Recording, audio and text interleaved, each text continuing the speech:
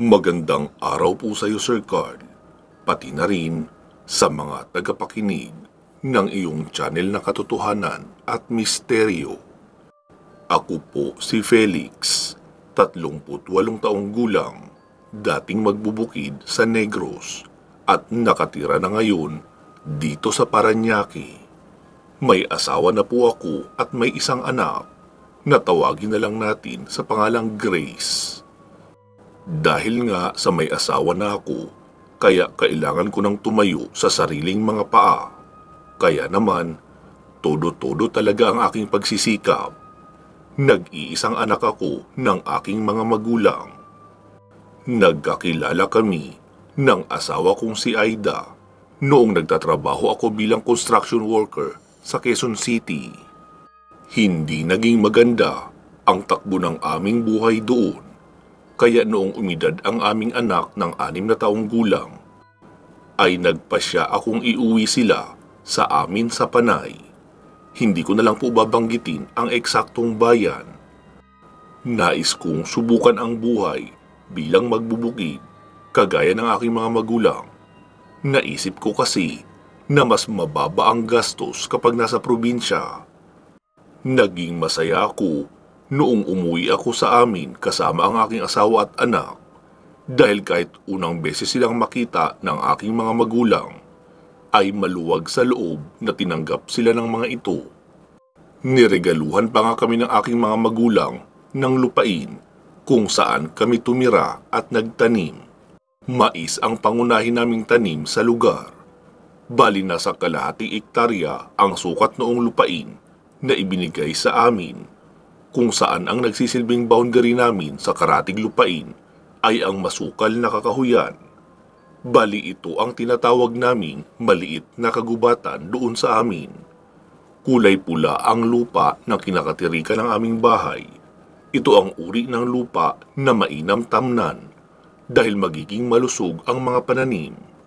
Yari sa tabla ang dingding ng aming bahay na mula rin sa matandang puno na nakatayo rin mismo sa lupain lang din namin na aming pinatsenso. Ang ilang bahagi ng bahay naman ay yari sa kawayan, kagaya ng kusina at mga lantay, o iyong built-in na papag na nagsisilbing pahingahan sa sala at kusina. Hindi ko akalain na sa lugar na iyon namin mararanasan ng aking asawa at anak ang nakakatakot na presensya ng nilalang na tinatawag na aswang. Tuwing umaga ay nagtutungo ako sa bakuran para magtanim ng aking mga gulay. Ito ang nagsisilbing libangan ko habang hinihintay ang pagbubunga ng mais namin. Hindi ko naman kailangan lumarga pa sa malayo dahil ang aming pananim na mais ay abot tanaw ko lang sa bakuran. Ito ang isa sa mga bagay na pinakagusto ko sa aming lugar. Patag at malawak ang naaabot ng aking mga mata. Nagbubungkal ako ng lupa sa palibot ng tanim kong sitaw nang malingunan ko ang aking anak na si Grace na patalon-talon papalabas ng aming bahay. Binati niya ako ng magandang umaga at ginantihan ko naman siya ng ngiti, sabay tanong kung saan siya pupunta. Suot niya sa mga oras na iyon ang kanyang bota at may kanipisang jacket. Malamig ang umaga, ngunit hindi naman iyong tipong giginawin ka talaga. Alam kong sinusuot niya lang ang damit na may mahabang manggas bilang proteksyon sa mga makakating halaman at dahon na madaraanan niya. Nagpaalam si Grace na pupunta sa kakahuyan o doon sa tinatawag na maliit na gubat. Gusto niya raw balikan iyong malaking puno sa may bungad kung saan may nakita siyang pugad. Ang pugad na ito ay minsan niya nang inakyat at nakitang meron daw 5 itlog na nakalagay roon. Mahilig manirador ng ibon itong si Grace. Kahit babae siya, ay tinuruan ko siya kung paano iyon gamitin. Alam ko ang tungkol doon sa sinasabi niyang pugad dahil minsan niya nang naikwento ang bagay na iyon sa akin. Sabi ko nga, huwag siyang masyadong lalayo. Wala namang napapagawing masamang loob sa lugar namin, pero hindi ko maipapangakong wala talagang mangyayaring disgrasya. Lalo at hindi naman maiiwasan na may ahas sa mga mapupuno at matatalahib na lugar. Mas mabuti na kung mag-iingat. Minsan na rin kasi na may nagawing ligaw na aso sa aming baluarte. Akala ko pagmamayari ng aming kapitbahay. Ngunit napag-alaman ko kalaunan na ang nasabing aso ay sadyang iniligaw ng kanyang amo dahil nanginginain di umano ng mga alagang manok. Malumanay kong kinausap si Grace. Sinabi ko sa kanya na hindi siya pwedeng umalis ng bahay nang mag-isa lang. Kailangan meron siyang kasama dahil maaari din siyang maligaw o matuklaw ng ahas. Hindi na dinagpilit pa ang bata. Tahimik ito na naupo sa isang tabi. Sa pagkakataong iyon ay muli akong napangiti. Masunurin na bata si Grace. Kahit pa nga mabilis siyang magtampo. Hindi naman siya nakasimangot ngunit ang kanyang mga mata ay nakatitig pa rin sa labas. Kaya naman naisip kong tapusin na ng mabilisan ang aking ginagawa saka ako tumayo. Iniligpit ko ang aking mga kagamitan at tinanggal ang aking guwantes. Pinunasan ko ang pawis saka lumapit sa aking anak. Inaya ko siyang lumabas kami at puntahan ang pugad na sinasabi niya. Bumakas kaagad ang sigla sa kanyang mukha nang marinig ang aking sinabi. Nauna na nga siya habang tumatakbo patungo sa aming pupuntahan. Pinagsabihan ko naman na mag-ingat at magdahan-dahan. Pagkarating sa kakahuyan ay tinuro niya ang puno na kinalalagyan noong pugad. Hindi ito gaanong mataas pero medyo nasisilaw ako dahil tumatagos ang init ng sikat ng araw sa mga sanga nito. Binalak tiradurin ni Grace ang pugad ngunit sinabi ko na wag. Aakyatin ko na lang. Kahit may edad na ako, kaya ko pa namang umakyat. Nagsimula na nga ako umakyat sa taas hanggang sa marating ko ang sanga na pinaglalagyan ng pugad. Nagulat ako dahil totoo nga ang sinabi ni Grace. Merong 5 itlog roon. Ang mas nakamamangha pa dahil naroon din ang inahing ibon. Pero hindi iyon nakaupo sa mismong pugad. Nasa tabi lang siya ng pugad na hindi gumagalaw mula noong makasampa ako. Habang tinititigan ko ang balahibo ng ibon na iyon ay napapaisip ako. Pamilyar ako sa uri ng ibon na nagmamayari sa ganoong itsura ng itlog. Pero ang ibon na nasa harapan ko ay hindi ko kilala. Sa tingin ko nga, hindi kanya ang pugad na iyon. Kakaiba ang itsura ng ibon. Ang kanyang balahibo ay makulay at medyo mahaba. Lalo na iyong balahibo sa may buntot. Para siyang maikukumpara sa sinasabi sa libro na alamat ng ibong Adarna. May kalakihan din ang ibon na iyon na kasing laki ng inahing manok. Dahan-dahan akong lumapit at sinubukan kong hawakan ang ibon. Lalo pa akong namangha dahil hindi iyon pumalag. Noon pa lang ako nakakita ng ibon na hindi papalag kapag uhulihin. Karamihan kasi ay agad lilipad papalayo kapag nilapitan.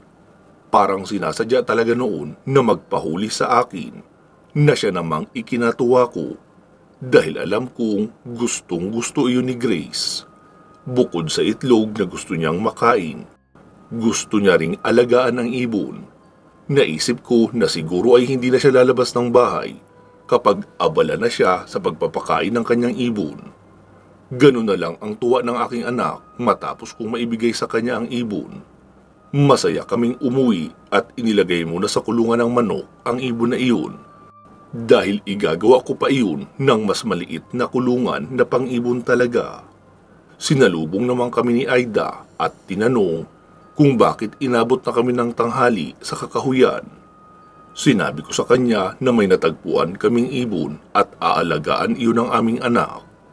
Masaya ding ipinakita ni Grace ang nakuha niyang itlog ng ibon at iningutan ang kanyang ina na ipaluto ito dahil gusto niyang iyon ang kanyang iulam para sa tanghalian.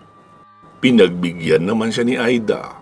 Kami naman ang asawa ko ay pinagsaluhan namin ang ginataang langka na may sahog na dilis. Kinagabihan, inilagay ni Grace ang kanyang alagang ibon sa isang hawla na ginawa ko at sinabit sa may haligi. Hindi niya na iyon inabalang isara dahil hindi naman nagwawala ang ibon. Hindi rin ito humuhuni, hindi rin umaalis. Sabi ko kay Grace na wag na lang isarado ang pintuan ng kulungan dahil mas maganda ang ganoon. Iyong kusang papasok doon ang ibon at malayang lilipad kapag gusto niya munang magliwaliw saglit sa kakahuyan. Pero mula noong makuha namin iyon, ay nagtataka talaga ako sa pagiging sobrang maamo ng ibon na iyon. Daig niya pa ang maamong kalapati. Nananatili lang talaga sa kanyang kulungan. Matapos mapagod na pagmasdan ng ibon, ay sinabi ko na kay Grace na pumasok na siya sa kwarto dahil oras na iyon ang kanyang tulog. Agad din naman siyang tumalima ng nakangiti. Masaya kasi talaga siya sa maghapon dahil sa ibon na iyon. Natatandaan ko, alas 8 noon ng gabi nang ako ay mahiga. Ilang saglit pa bago sumunod sa akin sa paghiga si Aida dahil may tinatapos pa itong hugasan sa kusina. Agad akong nakatulog at hindi na namalayan ang takbo ng oras. Nang bigla akong naalimpungatan. Hindi ko alam kung anong oras na, pero madilim na ang loob ng silid namin. Pinapatay kasi ni Aida ang lampara sa loob ng kwarto kapag matutulog na, dahil hindi siya madaling makatulog kapag maliwanag. Kakaiba ang pakiramdam ko noong ako ay magising. Para akong biglang naging balisa at pinagpapawisan, samantala malamig naman ang balat ko, kaya nakakapagtaka ang pakiramdam kong iyon. Hanggang sa makarinig ako ng huni na alam kong hindi pagmamay-ari ng pangkaraniwang ibon. Doon ako lumaki sa lugar na iyon. Hindi na rin lingid sa akin ang tungkol sa mga kwentong aswang. Sa katunayan, ilang beses na ako nakaranas na madalaw ng aswang sa tuwing may nakikiusap na kamag-anak na magpapasama sa pagtulog dahil meron silang kasamang buntis na ginagambala. Kaya alam ko na ang huning aking naririnig sa mga oras na iyon ay huni na ng isang aswang. Base sa hina ng tunog nito ay alam ko na kaagad na nasa malapit lang ang nasabing nilalang. Hindi na ako mapakali mula noon. Unang beses iyon na may nagparamdam sa aming aswang. Naisip ko tuloy na baka naman buntis si Aida. Pero sa pagkakaalam ko, ay matagal na kaming hindi naglalambingan. Mahirap din kasi makatsyempo, lalo kung katabi lang din namin sa higaan si Grace. Tumayo ako dahan-dahan at sinubukang pakiramdaman ang paligid ng bahay. Gusto kong malaman kung saan banda nagmumula ang huni na iyon. Nagpalakad-lakad ako mula sa kwarto papunta sa kusina. Tapos sa sala, papabalik uli sa kusina. Tila binuhusan ako ng malamig na tubig noong mapagtantong hindi sa labas ng bahay nagbumula ang huni, kundi sa mismong sala lang din namin. Kinuha ko ang itak at dahan-dahang naglakad patungo sa sala ng aming bahay. Hindi ko alam kung ano ang mangyayari kung naroon talaga sa sala ang aswang. Bahala na, makikipagdumuga na ako. Sana lang ay kayanin ko ito. Wika ako pa sa aking sarili, hanggang sa makarating ako sa sala at laking pangingilabot ko noong mapagtantong iyong ibon na iniuwi namin ang humuhuni ng tunog aswang. Nakatitig ang ibon sa akin at namumula ang mga mata. Hindi ko alam ang aking gagawin. Hindi ako sigurado kung tama ba na patayin ko ang ibon. Baka naman kasi mali ako. Tila matutuliro na ako sa mga oras na iyon. Maliban sa natatakot, ay hindi rin ako makapagdesisyon sa gagawin ko sa ibon. Kaya dali-dali na lang akong bumalik sa kwarto namin. Nanginginig ako na tumabi kina Aida at Grace, na noon ay mahimbing lang na natutulog. Tila hindi nila napapansin ang aking pagkabalisa. Kaya naman, sinigurado ko na lang na nakalak ang trangka ng pintuan at agaran ng humiga. Hindi ko na tinangkap ang muling bumangon, lalo na at naririnig ko pa rin ang nakakakilabot na huni ng ibon. Kinabukasan, medyo tinanghali na ako ng gising. Napuyat kasi ako dahil sa pagbabantay sa aking mag-ina. Baka kasi may gawing hindi maganda ang ibon. Kaya inabot ako ng madaling araw na gising. Nakatulog na lang ako noong marinig ko na ang mga manok na tumitilaok na. Noong magising ako ay wala akong sinabi sa aking mag-ina. Naabutan ko si Grace na masayang pinapakain ng ibon. Naroon lang iyon sa loob ng kulungan na hindi nakasara ang pinto. Noong sumunod na gabi ay mas lumala na ang napapansin ko.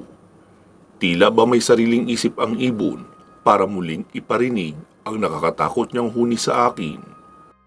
Sa tuwing tulog na ang aking mag-ina ay saka pa lang iyon magsisimulang humuni. Sa ikalawang pagkakataon ay bumangon ako at sumilip na lang sa labas ng aming kwarto. Hindi na ako lumapit pa at basta na lang inaninag ang hawla na parang hindi ako napapansin ng ibon. Kagaya ng dati, humuhuni siya na katulad ng huni ng aswang. Pero may nadagdag sa pangyayari. Inilipat ko kasi ang paumagahang lampara sa sala malapit sa kulungan ng ibon para makikita ko ang ibon mula sa kwarto. Nakita kong lumabas iyon ng hawla at naroon na sa gitna ng sala. Nanigas sa takot ang aking katawan noong makitang nagwawala ang ibon na iyon. Para siyang nasisiraan ng bait na natumba at nangingisay ang katawan. At sa isang kisap mata ay isa na iyong tao. Isang matanda na may sabog na buhok. Madungis din ang itsura. Hindi ko alam kung ano ang aking gagawin. Kaunting galaw ko lang ay siguradong mapapansin ng nilalang na iyon na may gising pa at nakamasid sa kanya. Dahan-dahan kong nilingon ang aking itak. Naroon iyon sa gilid at kung hahakbang ako upang kunin iyon ay siguradong tutunog ang sahig. Kaya nanatili na lang ako na hindi gumagalaw habang butil-butil ang pawis dahil sa takot. Sigurado na ako sa pagkakataong iyon na ang nilalang na nasa aming sala ay isang aswang. Pero hindi ako sigurado kung siya rin ba talaga iyong ibon. Baka naman kasi ang ibon ay alaga ng mga aswang na sinasabi nila. Muli akong sumilip sa sala. Nakita kong wala na ang matanda. Wala rin doon ang ibon. Isang maitim na pusa na lang ang nakita kong tumalon patungo sa itaas ng dingding sa pagitan ng bubong at dingding namin. May espasyo kasi roon, nakakasya ang pusa o kahit pa siguro tao, basta't nakatagilid. Hindi ko maisip kung anong dahilan, kung bakit kami ang pinuntirya noong aswang. At kung kami ba talaga, kasi bakit hindi siya umaalis? Parang nakikipanuluyan lang siya sa amin. Anong motibo niya para magpanggap pa na ibon? Kung siya nga talaga ang ibon na iyon. Nasundan pa ang pagmamatsyag ko ng 3 beses. Hindi ko na pinatagal ang nararamdaman kong takot. Ayoko kasing dumating ang araw na baka kami na ang gapangin at lantakan ng aswang na nagbabalat kayo bilang isang magandang ibon. Sinubukan kong ikwento kay Aida ang nakita ko, pero hindi siya naniniwala, Sir Carl. Aniya, baka raw namamalikmata lang ako. Baka raw resulta lang iyon ng aking pagod sa pagtatrabaho sa taniman araw-araw. Hindi ko na siya kinontra pa dahil mahirap naman talaga iyon paniwalaan, lalo kung walang maipapakitang patunay. Umalis ako ng umagang iyon at nagtungo sa ibabang baryo. May kilala akong tao na pwedeng makasagot ng mga kababalaghang nararanasan ko. Siya ay si Mang Julio. Hindi alam ng karamihan na isa siyang albularyo. Marunong siyang magtawas at magsantigwar. Iniwanan niya lang ang panggagamot dahil meron yata siyang hindi magandang karanasan sa panggagamot.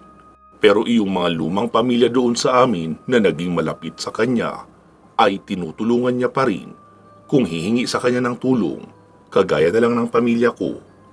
Magkakilala kasi sila ni Papa Pero kapag mga bago sa lugar o mga dayo, ay sinasabi niyang hindi siya marunong manggamot at itataboy na.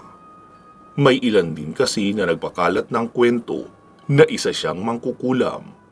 Kaya para makaiwas sa ganong issue, ay iniwasan niya na ang panggagamot ng lantaran. Ipinaliwanag ko kay Mang Julio ang tungkol sa pagkakatagpo namin sa ibon at kung paano ako sinisindak nito tuwing gabi. Aniya, ang nasabing aswang raw ay makapangyarihan at mukhang may lahi rin daw na mangkukulam. Binigyan niya ako ng botelyang may kakaibang klase ng langis. Magagamit ko raw ito sa panahon na kami naman ang atakihin ng aswang. Pinayuhan niya rin ako na kung gusto kong wakasan ang aswang na iyon, ay wag kong itaboy ang ibon. Para masintensyahan ko talaga kung sakaling magpalit ng anyo at kami na ang puntiryahin. Nagpasalamat ako kay Mang Julio at nag-abot ng kaunting halaga bilang pasasalamat, pero hindi niya iyon tinanggap. Iyon nga raw ang punot dulo ng pagkasira ng pangalan niya. Nang minsang may nagbigay ng donasyon at kanyang tinanggap, tapos noong muling balikan ng sakit ang pasyente, kumalat na ang balita na namimera lang daw siya. Kaya hindi na siya tatanggap uli ng donasyon. Tutal mga kakilalang pamilya na lang naman ang tinutulungan niya. Kaya hindi ko na ipinagpilitan pa. Bago ako umuwi ng bahay ay dumaan muna ako sa isang tindahan na nagbebenta rin ng langis na gawa sa nyug. Iyong mano-mano ang proseso. Isang lapad ang binili ko. Iahalo ko kasi doon sa langis na ibinigay ni Mang Julio para daw dumami. Epektibo pa rin naman daw iyon kahit ihalo sa mas maraming langis. Nagsabit ako ng bote malapit sa halwa ng ibon. Ayon pa kasi kay Mang Julio, abangan ko raw kung anong mangyayari sa ibon sa kinagabihan. Pasado 10:00 ng gabi nang bumangon ako upang bantayan kung anong mangyayari sa ibon. Nagulat ako nang makitang hulas ang ibon at tila nagpupumilit lumabas ng hawla, pero hindi niya magawang makalabas. Nakabukas naman ang pintuan noon, pero hanggang sa may pintuan lang siya tapos muling aatras. Nag-ingay siya buong gabi, ngunit sa tingin ko, tanging ako lang ang nakakarinig sa kanya. Sa katagalan ng pagbabantay ko ay napagod na ako, kaya nagpasya na rin akong matulog. Kinaumagahan, mas nauna pa akong nagising sa mag-ina ko, samantala puyat ako. Pupungas-pungas ako lumabas ng kwarto at naalala ang nangyari noong nakaraang gabi. Kaagad akong napatitig sa ibon sa hawla na nakapagtatakang nakatitig din sa akin. Hindi ko alam kung ano ang problema niya, pero para siyang may sariling isip na nakabantay na sa lahat ng ginagawa ko. Lumapit ako sa hawla at nagtaka nang makitang may iilang patak ng likido sa ilalim noon para iyong natuyong dugo. Muli ko ibinalik ang tingin sa ibon at sinuri. May tangan iyon na kung anong bagay sa kanyang matalas na kuko. Ang nasabing bagay ay tinutuka-tuka niya pa, kaya naisip kong klaruhin kung ano ba talaga iyon. Tinambol ng malakas ang aking dibdib nang makilala ang nasabing bagay. Sumama rin ang aking tiyan at aktong masusuka. Ito ang tagpong naabutan sa akin ni Aida.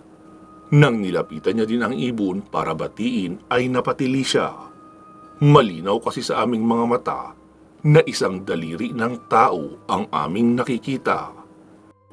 Natutup din ni Aida ang kanyang bibig, sabay sindak na naitanong sa akin kung saan daw galing ang nasabing daliri. Ako raw ba ang nagbigay noon? Sunod-sunod naman akong napailing. Hindi ko alam kung papaano iyon napunta sa hawla ng ibon. Ibig sabihin, nakalabas pala siya ng hawla ng gabi. Pero bakit pa siya bumalik? Mga tanong sa isip ko na hindi ko mahanapan ng kasagutan. Basta ko na lang inilayo si Aida, maging ang kagigising lang na si Grace sa hawlang iyon. Nilakasan ko ang aking loob at nanggigigil na itinapon ang hawla kasama ang ibon sa labas ng bahay. Hindi ko na pinansin ang pagpalahaw ng iyak ni Grace dahil sa gulat sa nakita. Idagdag pa na wala pa siya sa mood dahil kagigising niya nga lang. Pinagbawalan ko siyang lumapit pa sa ibon. Sabi ko na hayaan lang iyon doon sa labas at aalis din iyon. Dahil hindi iyon totoong ibon kundi isang aswang. Tiyak akong hindi naniniwala si Grace. Dahil kahit hindi na siya pumapalaho ng iyak ay patuloy pa rin ang paghikbi niya sa isang tabi habang nakatingin sa ibon na naroon nakapatong sa ibabaw ng kulungan. Pasado 3:00 ng hapon nang silipin ko ang labas. Wala na roon ang ibon. Naisip ko na sana ay umalis na nga iyon ng tuluyan at huwag nang babalik pa. Nagsorry na lang ako sa anak kong si Grace at sinabing ibibili ko na lang siya ng maaalaga-ang pusa o di kaya aso para meron siyang bagong maging alaga. Kinagabihan, pasado 10:00 iyon, tulog na sina Grace at Aida nang muli kong marinig ang huni ng ibon. Napasabi na lang ako sa sarili ko, lintik talaga ang aswang na ito. Hindi talaga titigil hanggat hindi napuputulan ng ulo Matapang na wika ako pa dahil kailangan kong patapangin ang sarili ko. Wala naman kasi akong ibang maaasahan para magtanggol sa pamilya ko. Sumilip ako sa bintana at nagulat nang makitang naroon ang ibon. Saglit ko pa iyong pinagmasdan. Para kasing nananadya ang ibon na iyon, nagisingin ako at takutin. Hindi ko na malayang natapakan ko pala ang paa ni Aida, kaya ito nagising. Bumangon rin ito at nakisilip. Hindi ko alam kung bakit pati si Grace ay nagising. Baka rin kasi kaiidlip niya pa lang kaya mababaw pa ang tulog at nagising noong maramdamang gumalaw kami. Magkakasama na kaming tatlo na nakatitig doon sa ibon sa labas. Maliwanag kasi noon ang buwan kaya kitang-kita namin ang malinaw ang ibon. Sinabi ko sa kanila na huwag masyadong magalaw at huwag rin maingay. Nang biglang magbago ang anyo ng ibon, naging isang matanda na may nakakatakot na itsura. Naramdaman ko ang pagkapit ng mahigpit sa akin ni Grace sa tagiliran ko. At least may patunay na ako sa kanya na nagsasabi ako ng totoo. Hindi niya kasi ako kinikibo dahil nagtatampo sa ginawa kong pagtapon ng alaga niyang ibon. Nang biglang lumingon sa amin ang matandang iyon, sabay lumapit sa bintana kung saan kami nakasilip. Hindi ko inakala na alam niyang naroon kami, kaya dali-dali ko silang hinawi at isinara ng tuluyan ang bintana at kinalsuhan. Pinagkakalmot ng aswang ang dingding namin habang humuhuni ng nakakatakot. Paikot-ikot din iyon sa bahay namin na tila naghahanap ng mapapasukan. Naghanap ako ng pwede kong maipangontra sa kanya. Hanggang sa maalala ko nga ang langis. Nanginginig akong dinukot sa bulsa, iyong maliit na bote. Iyon naman kasing nasa lapad ay naroon sa sala. Pinagpahid ko noon sa mga braso at sa leeg, sina Aida at Grace. Mangiyak-ngiyak naman sa takot ang aking mag-ina. Ngunit siniguro ko sa kanila na hindi sila masasaktan ng aswang dahil lalabanan ko iyon sa abot ng aking makakaya. Dahil sa pawid lang ang pinakadingding noong aming bintana, kaya iyon ang pinuntiryang balik-balikan na kalmutin ng aswang. Hanggang sa matastas niya na nga ang pawid, kita na namin siya at kita niya na rin kami. Halos sabay na napatili ang aking mag-ina noong ipasok ng aswang ang kanyang buong braso sa loob ng bintana at tila inaabot kami. Sinubukan kong tagain ang itak pero para akong tumaga sa isang leder o sa makunat na balat ng kahoy. Sigurado akong hindi tumalab ang pagtaga ko sa kanya at hindi rin siya nasugatan. Matapang iyon masyado at halatang hindi takot sa itak. Noong muli niyang ipasok ang kanyang kamay sa bintana, ay sinubukan kong gamitin ang langis na ibinigay ni Mang Julio. Iwinisik ko iyon sa buong braso kasama sa bahagi ng mukha. Umusok iyon at dali-daling inilabas ang braso. kasabay ng sigaw na parang nasasaktan. Hinamon ko pa iyon na ang kabilang braso naman ang ipasok niya para pantay. Pero patuloy pa rin iyon sa pagwawala sa labas. Sinabi ni Aida na lagyan ko raw ng langis ang itak, baka sakaling tumalab kapag may langis na. Hindi ko alam dahil noong makita kong umiiyak at takot na ang aking anak, ay tila nakalimutan ko na rin ang aking takot. Ibinuhos ko ang langis sa itak, binuksan ko ang bintana at tumalon ako roon papalabas. Sabay inambahan ng tagaang aswang na naroon nagkikisay at kinakamot ang braso niya na parang nasusunog. Noong makita niyang papasugod na ako sa kanya, ay humanda na rin iyon sa pag-atake, pero mukhang napansin niya na basa ng langis ang itak. Bago ko pa siya malapitan ay biglang nagpalit ng anyo bilang isang pusa at kumaripas ng takbo papalayo hanggang sa tuluyan ng mawala. Nagsisigaw pa ako noon sa labas at hinahamon ang aswang na harapin ako. Pakiramdam ko kasi noon ay may laban na ako sa kanya dahil may langis na ang itak, pero hindi na iyon nagparamdam pa sa gabing iyon. Pinakuan ko na lang muna ng sako ang bintana namin para hindi kami kita mula sa labas. Kinabukasan, nagpunta ako kay Mang Julio upang ipaalam ang nangyari. Tatawa-tawa niya namang sinabi na mukhang napuruhan ko raw ng pagkakabuhos ng langis si Aling Conching. Nagulat naman ako at tinanong kung sino si Aling Conching. Sabi niya naman na iyong naglalako ng gulay at minsan sa may unahan ng palengke pumipwesto. Hindi ko pa rin maintindihan ang sinasabi niya, kaya muli kong tinanong kung anong ibig niyang sabihin. Ang sabi niya, may bali-balita nga raw na iyong si Aling Conching ay isang aswang. Wala namang makapagpatunay na totoo. Maging siya ay malakas din ang kutob na totoo ang balitang iyon. Pero ano daw ba ang pakialam niya? Hindi naman siya ang ginagambala. Kaya nga raw noong lumapit ako sa kanya, ay ibinigay niya ang pinakamalakas na panlaban niya sa aswang. At least may dahilan daw ako na pinsalain talaga si Aling Conching, lalo kung sa bahay namin mismo umaatake. Muli ko namang tinanong si Mang Julio kung ano ang nangyari kay Aling Conching. Ang sabi niya, nasa ospital raw, dinala ng barangay. Nakita kasi ito sa tapat ng barangay hall na walang saplot at may malaking sunog mula sa gilid ng mukha, paibaba sa liig hanggang sa buong braso. Mukhang nasa 3rd degree daw ang sunog. Tinanong raw ng barangay kung ano ang nangyari, pero ayaw naman magsalita.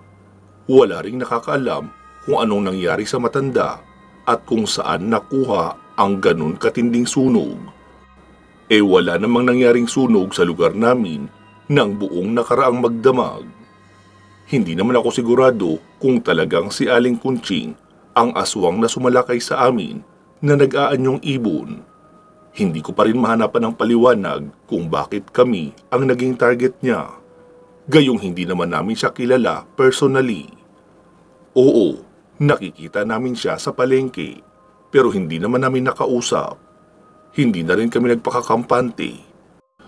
Pinalitan na namin ng tabla ang bintana, tapos nanguha na rin ako ng maliliit na garapa at nilagyan ko ng langis na isinabit sa mga bintana at itaas ng pintuan. Magmula noon ay wala na rin namang naging pagpaparamdam sa amin ang aswang na iyon. Si Grace naman ay binilhan ko ng tuta.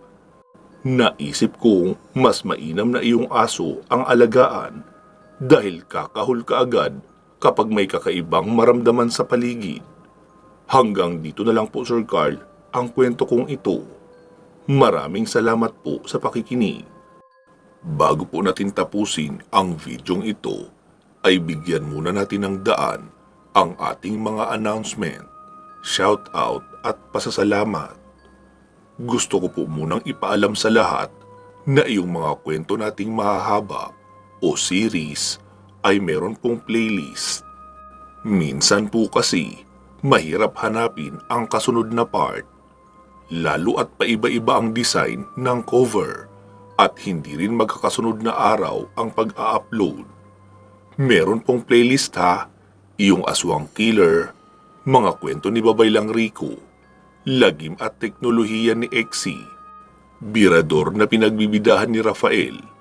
Siya nga po pala, ang karugtong ng Birador ay Iyong Kwentong Bangkilanon Hunters.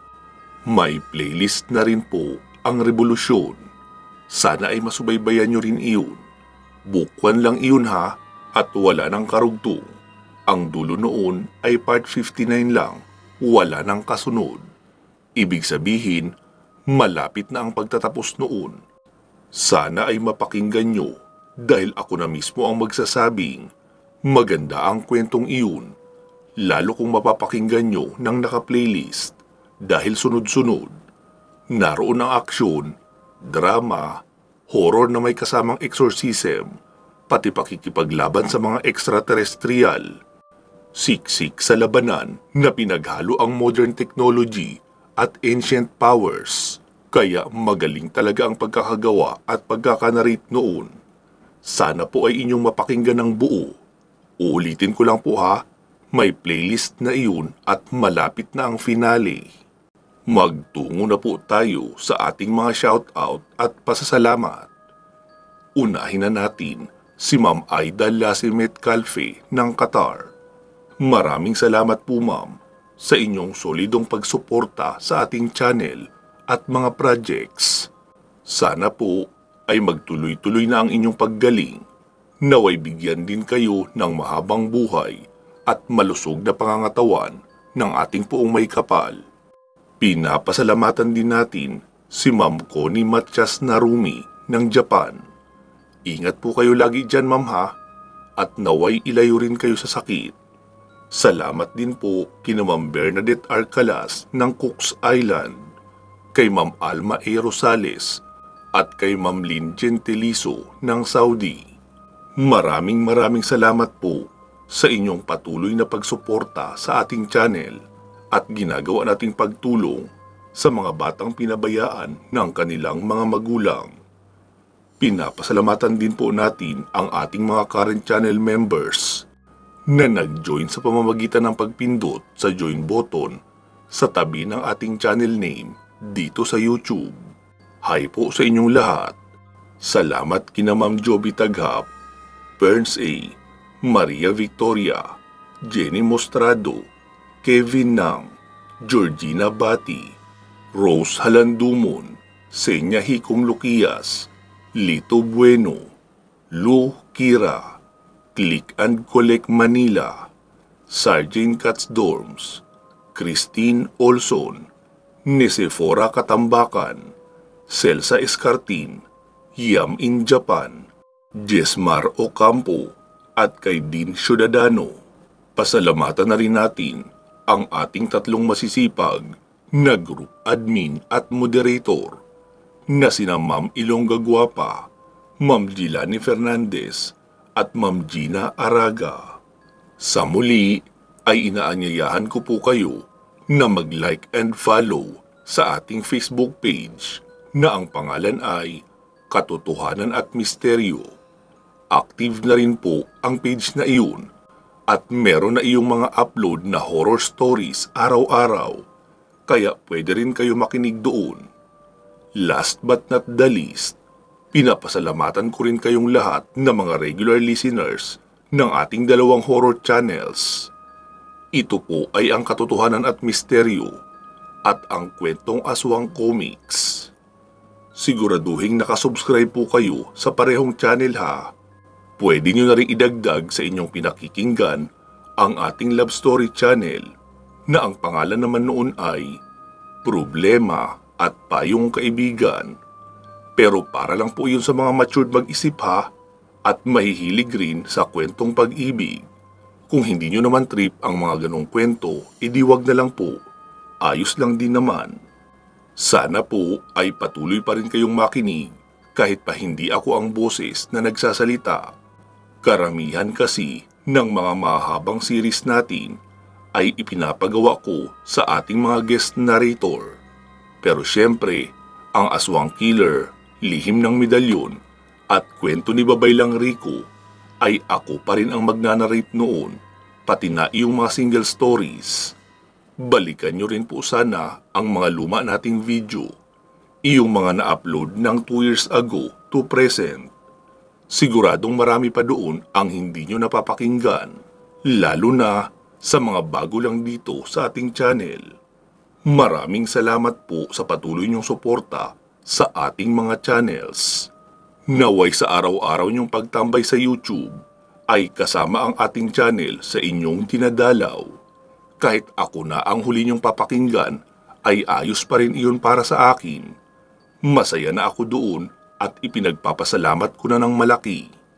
Naway pagpalain kayong lahat ng ating puong may kapal at bigyan palagi ng malusog na pangangatawan. Magsama-sama po tayong muli sa iba pang mga paparating nating kwento. Mag-iingat po kayo palagi at hanggang sa muli.